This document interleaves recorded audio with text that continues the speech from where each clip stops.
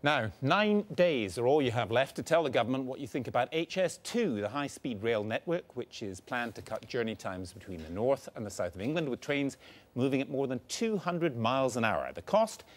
£32 billion. Critics, many of whom live along the proposed route, say it's a waste of money. Others say it's the only way to make the railways fit for the 21st century. So, will HS2 ever leave the station? Rory Cellan-Jones has a ticket to ride.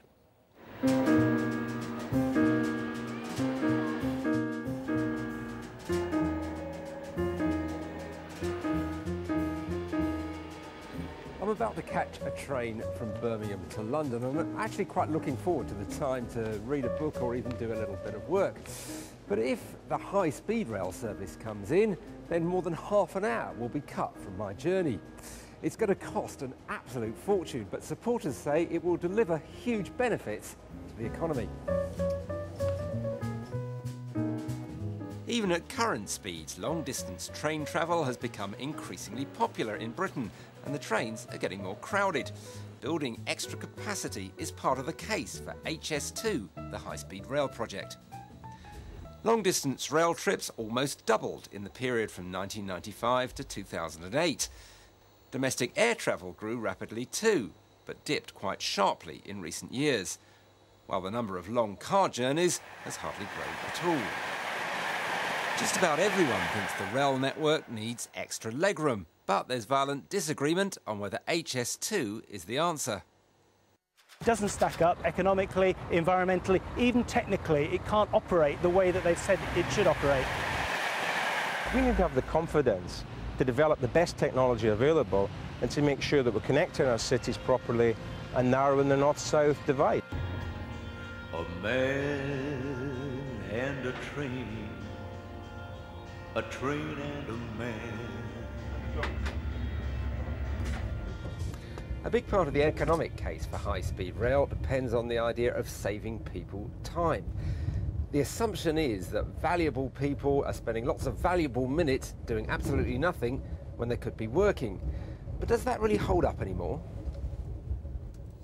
On any train these days, and not just in first class, you'll find people working away on laptops and smartphones. Not only can I work, but I do it in comfort, and I'm not disturbed by phone calls, so I'm actually more productive here than sometimes I'm in my office. But will getting to the office half an hour faster mean a big boost of productivity? I actually really don't think it will make any difference at all. I'm not sure it's money well spent, because I work sort of 2-3 days a week in Birmingham, and I mean we use the internet to and sort of conference calls and things anyway. So really, I mean we're living in a much more technological age. I don't really see that it's. I think it'd be good to invest maybe more in kind of better Wi-Fi for more people. At speeds of 225 miles an hour or more, the HS2 project promises to transform rail travel. It's in 2 stages. First, the line from London to Birmingham to be completed by around 2026 at a cost of something like £17 billion. That will cut the time of the fastest journey from an hour and 24 minutes to 49 minutes, and there'll be a knock-on effect for some trains heading further afield. But the real time savings in the north of England come with the next phase to be completed in the mid-2030s, pushing the total bill up to around £32 billion. That would reduce the journey time to Manchester by 55 minutes to just an hour and 13 minutes, while an hour will come off a trip to Leeds, putting that city just an hour and 20 minutes from London.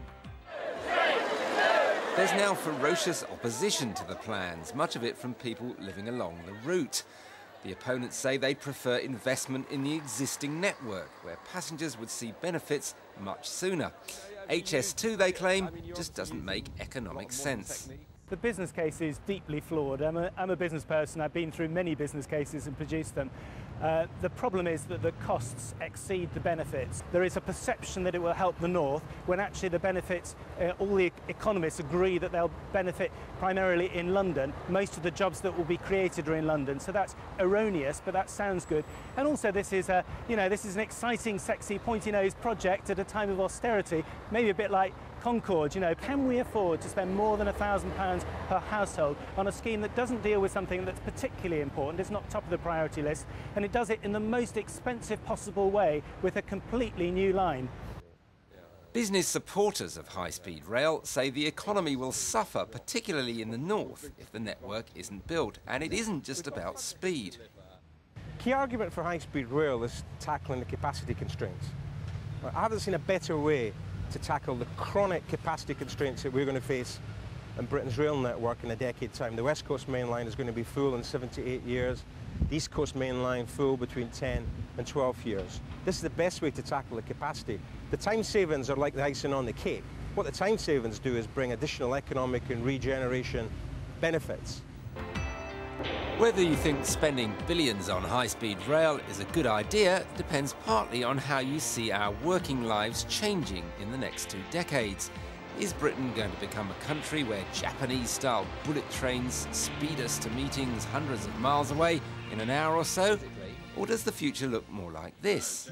Matt Miller runs a software business from his home in Oxfordshire, just a few miles from the proposed route of the high-speed line. So Jane hasn't met Vinny physically. I think everybody else has been in the same room, but not necessarily at sort of the same time. He and 4 colleagues spread across southeast England meet online rather than by hopping onto a train.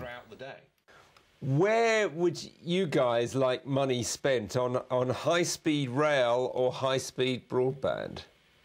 My vote's for high-speed broadband. I think that's a more effective way of bringing people together in the future. Yeah, I'd like high-speed broadband on trains. It's the office of the future.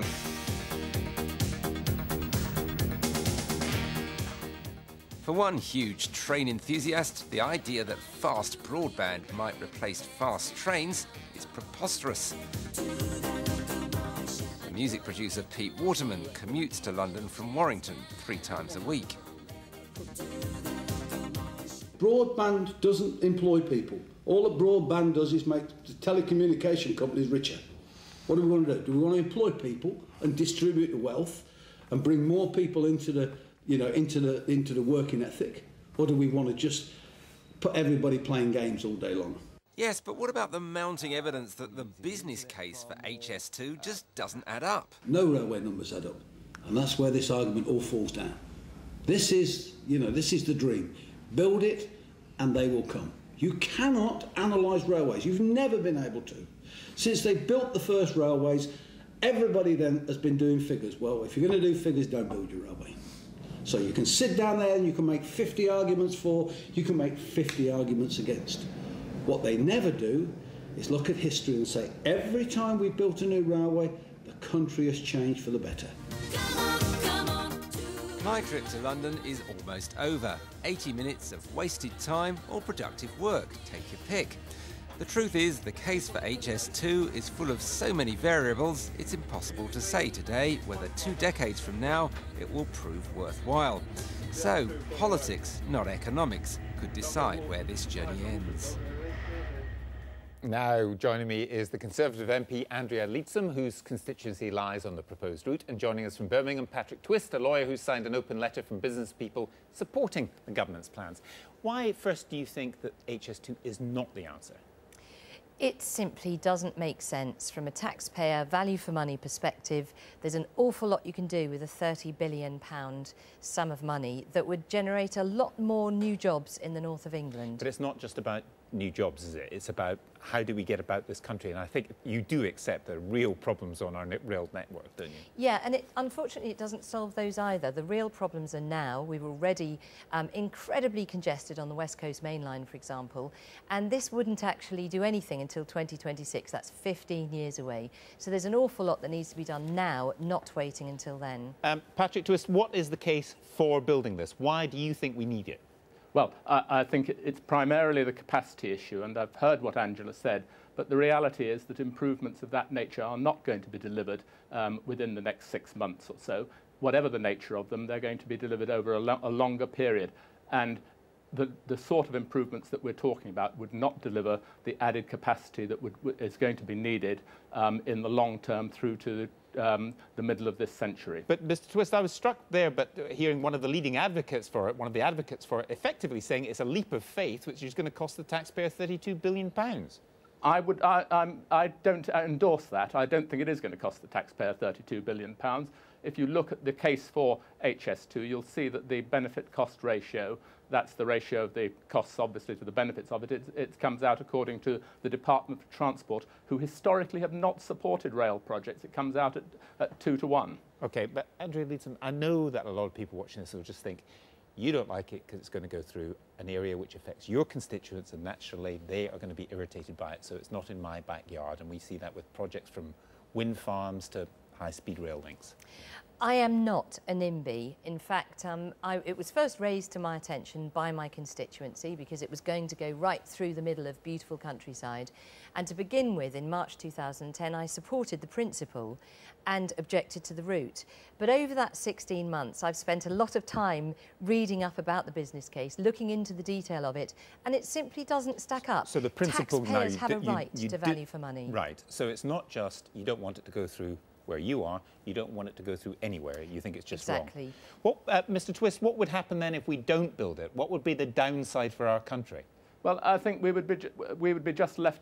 We'd have the issue of the capacity, whereby I don't know if you travel on the West Coast Main Line, but already if you travel up on a Thursday or Friday evening, you'll find that the trains are already full, and we would just be left further behind. You look across the world and see what's happened. It's in 1964 the Japanese built their first line from Tokyo to Osaka, and I haven't heard the Japanese saying that that was a mistake. You look at France, where 30 years ago they connected their two major cities, Paris and Lyon, and they didn't see that as a mistake. They've expanded it further and further. I think I entirely endorse what Pete Waterman says there. Build it and they will come. Just a final thought, Andrea Leadsom. That is true about France and also Japan and also Spain, actually. Yeah, well, of course, there's an issue of distances. They have far greater distances to travel. There's also an issue that there's some magical thinking going on about the benefits of those projects. Some of them have been reduced. In China, for example, they're slowing their high-speed trains down. In France, there isn't an overwhelming endorsement for the regenerative capabilities of high-speed rail. In fact, very often the regeneration is sucked into the city and away from the hub that it's actually seeking to benefit. OK, thank you both very much.